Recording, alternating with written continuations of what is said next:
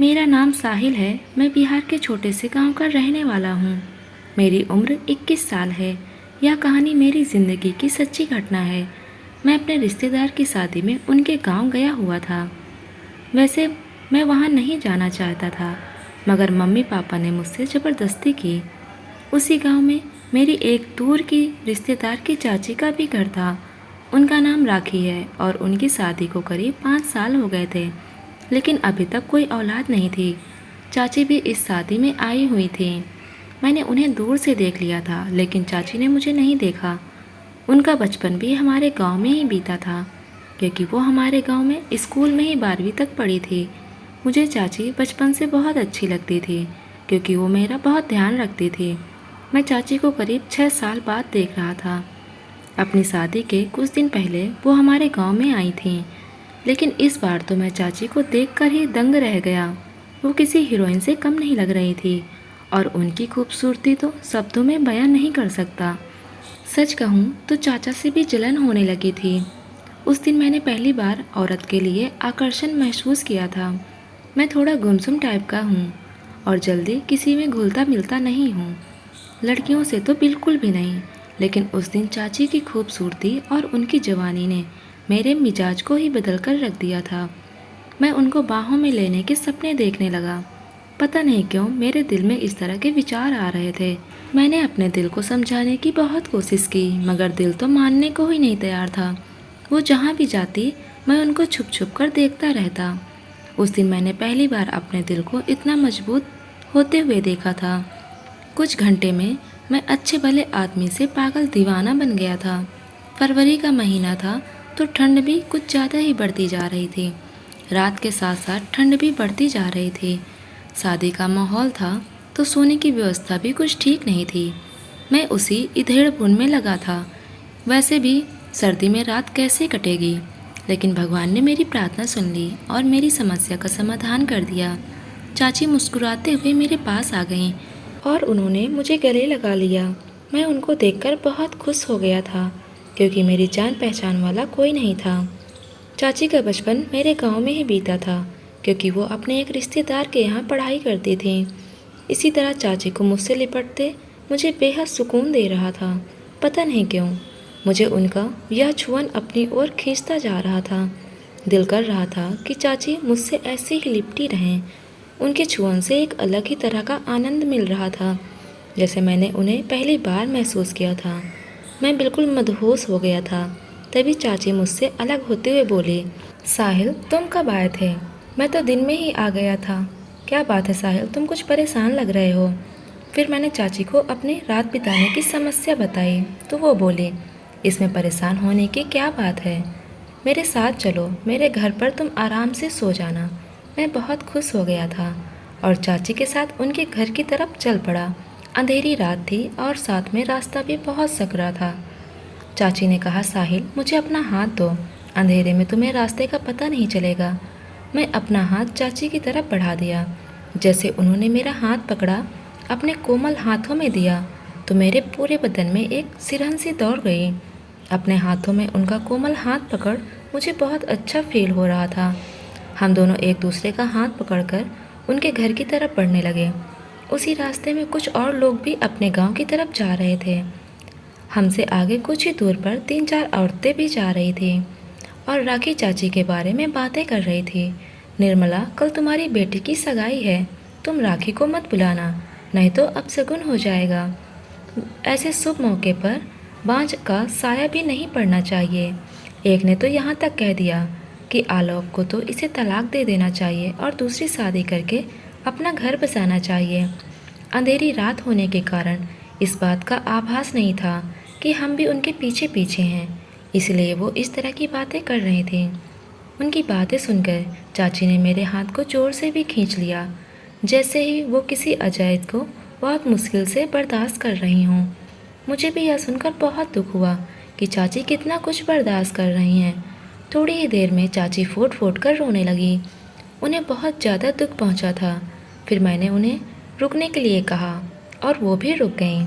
मैं उनके दोनों बाजुओं को पकड़कर बोला, चाची आपको इन लोगों की बातों पर ध्यान नहीं देना चाहिए, जब आप जानती हैं कि इसमें आपका कोई दोष नहीं है।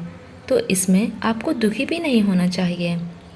आप बहुत अच्छी हैं, देखना एक दिन सब कुछ ठीक हो जाएगा।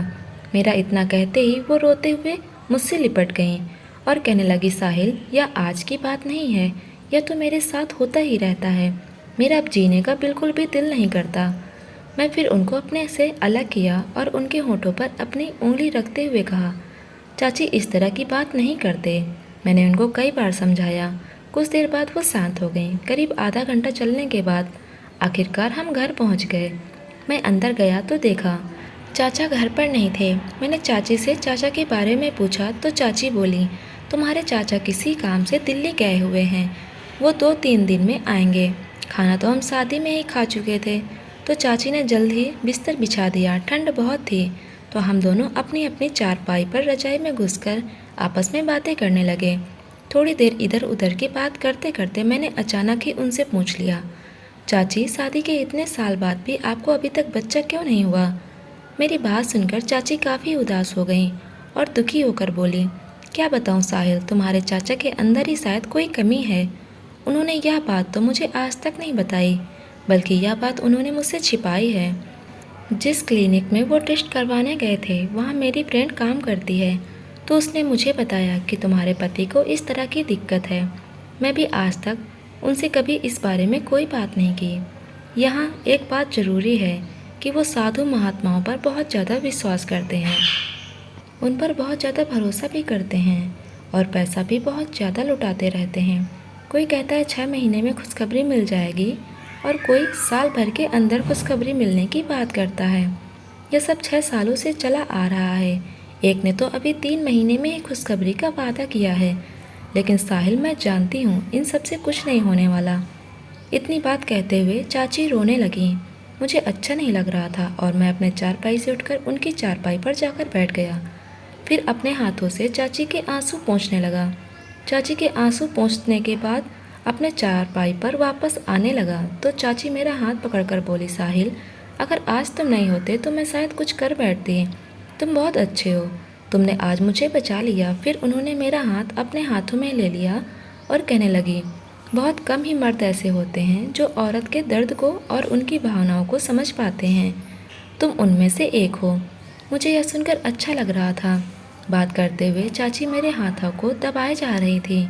मैं उनके बारे में तो कुछ नहीं कह सकता था, मगर मेरे दिल में एक अंदर तूफान उठ रहा था। मेरा दिल भी कर रहा था कि मैं भी उनको छू लूं, मगर मेरा विवेक मुझे इसकी इजाज़त नहीं दे रहा था। फिर उन्होंने कहा, जो भी लड़की तुमसे शादी करेगी वह बहुत खुश नसीब होगी। तुम औरतों की इज्जत करते हो और उनकी भावनाओं को भी समझते हो। वो अपनी ही बातों में मकसूद थी, लेकिन अचानक ही उनका ध्यान मेरी तरफ गया। उन्होंने कहा कि इस सरल रात में मैं बिना कुछ ओढ़े ही बैठा हूँ। फिर उन्होंने कहा, साहिल, रजाई के अंदर आ जाओ, ठंड बहुत है। यह सुनने के बाद मेरे दिल की धड़कन तेज होने लगी। मैं समझ नहीं पा रहा था कि यह सब क्या हो रहा है और क्यों हो रहा है। अब हम दोनों रजाई के अंदर एक साथ थे। फिर उन्होंने कहा, सॉरी साहिल, मैं तो अपना ही दुखड़ा रोए जा रही हूँ। तुम बताओ कुछ अपने बारे में, कैसी चल रही है तुम्हारी ज़िंदगी? चाची बस जॉब की तलाश में ही गुजर रही है, मगर जॉब है कि मिलती ही नहीं। कोई बात नहीं साहिल, अभी तो तुम्हारे पास लंबी ज़िंदगी पड़ी है, जॉब मिल जाएगी। चाची फिर मेरे बिल्कुल करीब आ गईं, या यूँ कहें कि मुझसे चिपक ही गईं। साहिल, क्या तुम्हारे मन में भी कभी ऐसा विचार नहीं आया कि तुम्हारी भी एक गर्लफ्रेंड होनी चाहिए? विचार तो चाची आते हैं, मगर कोई ऐसी मिली ही नहीं आज तक। फिर चाची मेरी तरफ मुड़ गई। उन्होंने कहा, साहिल, तुम्हें किस तरह की गर्लफ्रेंड चाहिए? मैंने भी तुरंत कह दिया, बिल्कुल आपकी तरह चाहिए। उन्होंने मुस्कुराते हुए कहा, मेरी तरह ही क्यों चाहिए? क्योंकि आप बहुत सुंदर और समझदार हैं और एक अच्छे दिल के इंसान भी हैं। तुम झूठ बोल रहे हो, चाची ने कहा। चाची, मैं झूठ नहीं बोल रहा, बस आपकी नज़रों से देख पाए। फिर उन्होंने एक ऐसा सवाल पूछा जिससे मेरा दिमाग एकदम चकरा गया। उन्होंने पूछा, क्या मैं तुम्हें अच्छी लगती हूँ? मैंने कहा, अच्छी नहीं चाची, आप बहुत अच्छी लगती हो। बस मुझे थोड़ा थोड़ा यकीन हो रहा था कि चाची मुझ पर इंटरेस्ट ले रही हैं। बाहर सर्द रात पड़ती जा रही थी और अंदर का माहौल आहिस्ता आहिस्ता गर्म होता जा रहा था। फिर चाची बोली, तुम पहले इंसान हो साहिल जिसे मुझ में इतने गुण दिखते हैं। ऐसा लग रहा जैसे मेरी बातों से चाची को बहुत खुशी मिल रही थी। मिलती भी क्यों नहीं, हर इंसान तारीफ का भूखा होता है। मैंने चाची से एक बात कहना चाहता था, लेकिन जुबान पर आते आते रुक जाती थी। लगता था कि चाची मेरी बात का बुरा ना मान जाए। पता नहीं क्यों मैं चाची को हमेशा खुश देखना चाहता था और उनके हर गम मिटाना चाहता था। फिर मैंने हिम्मत करके चाची से बोल ही दिया, चाची मैं एक बात कहना चाहता हूँ, आप बुरा तो नहीं मानोगी? नहीं साहिल, तुम कुछ भी कह सकते हो, मैं तुम्हारी किसी भी बात का बुरा नहीं मानूंगी। चाची मैं आपको औलाद का सुख देना चाहता हूँ। यह बात सुनते ही चाची एकदम खामोश हो गईं और मुझे भी कुछ घबराहट हुई। कुछ देर बाद खामोशी को तोड़ते हुए मैंने कहा, चाची मुझे माफ़ कर दो, शायद मैंने गलत कह दिया। तभी चाची बोली, नहीं साहिल, तुम कुछ भी गलत नहीं बोल रहे हो। तुमने तो अपना समझकर ही मुझसे यह बात कही है। मैं तो साहिल यह सोच रही हूँ कि यह गलत नहीं होगा क्या? फिर मैंने कहा, अगर बहुत कुछ ठीक करने के लिए थोड़ा सा गलत किया जाए तो मेरी समझ से यह गलत नहीं होगा। फिर चाची बोली, साहिल मैं तुम्हारी बात से सहमत हूँ, लेकिन मुझे सोचने के लिए कुछ वक्त चाहिए। मैंने कहा, ठीक है चाची, आप सोच लेना। फिर हम दोनों सो गए थे, क्योंकि अगले दिन मुझे बारात के साथ जाना था।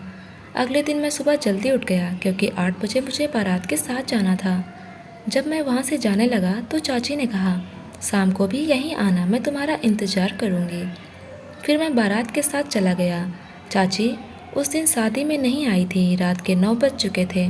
मैं खाना खाकर चाची के घर की तरफ चल पड़ा। चाची मेरा ही इंतज़ार कर रही थी। मुझे देखकर मुस्कुराते हुए बोली, साहिल आज मैंने पूरा दिन तुम्हें बहुत मिस किया। मैंने कहा, चाची मुझे भी आपकी बहुत याद आ रही थी। फिर चाची ने कॉफ़ी बनाई और कॉफ़ी पीकर हम दोनों बेड पर बैठ गए। फिर चाची बोली, साहिल मैं तुम्हारी कल वाली बात से सहमत हूँ। मैंने कहा, चाची देखना, आपकी आने वाली ज़िंदगी में भी बहुत ही खुशियाँ होंगी। चाची बोली, शायद तुम्हारा यह एहसान मैं मरते दम तक नहीं भूलूंगी और आखिरी सांस तक तुम मेरे दिल में रहोगे। फिर आहिस्ता आहिस्ता हम दोनों एक दूसरे की बाहों में समाते चले गए और दो जिस्म एक जान हो गए। अगले दिन चाची बहुत ज़्यादा खुश लग रही थी। मैं भी उनको देखकर खुश हुआ था। फिर चाची ने मुझसे कहा, साहिल तुमने मेरी हर तमन्ना पूरी की है, इसके लिए थैंक्स। मैंने कहा, मैं तो बस आपकी खुशी चाहता हूँ और भगवान से यही दुआ करूँगा आप हमेशा खुश रहें। इस तरह मैं चाची के घर पर 2-3 दिन रहा और मैं चाची को हर खुशी देने की भरपूर कोशिश की। जब मैं वहाँ से वापस आ रहा था तो चाची की आंखों में आंसू थे। मैंने उनको गले लगाया और उनसे दोबारा मिलने का वादा करके वहाँ से अपने घर रवाना हो गया। करीब 1.5 महीने बाद मुझे चाची का फ़ोन आया। वो बोल रही थी कि वो माँ बनने वाली हैं। मुझे यह बात सुनकर बहुत खुशी हुई और भगवान का धन्यवाद किया।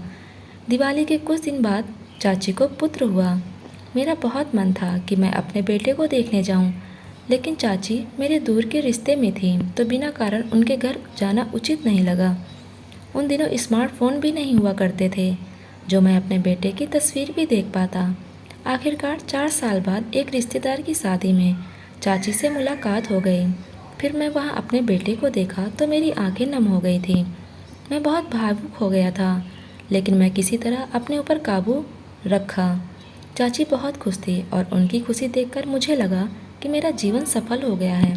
दोस्तों, उम्मीद करते हैं हमारी कहानी आपको पसंद आई होगी। पसंद आई हो तो वीडियो को लाइक करें, चैनल पर नए हो तो चैनल को सब्सक्राइब करें। धन्यवाद दोस्तों।